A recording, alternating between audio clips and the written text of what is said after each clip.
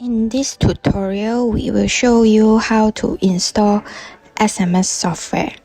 First of all, you need these two links and one QR code. The first link is for setup on the PC portal. The QR code is for login in the phone app. The second link is to download the app into your mobile. Click download anyway. Then you will see the file is downloading now. After downloaded this file, open it. You click setting and allow from this source. Click allow also from here. Then it will appear on your phone homepage.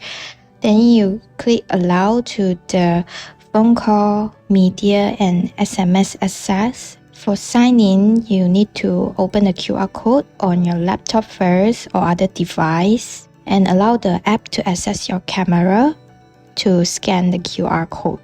After signing in, click the features you want it to access. It is optional. Then the app installation is completed.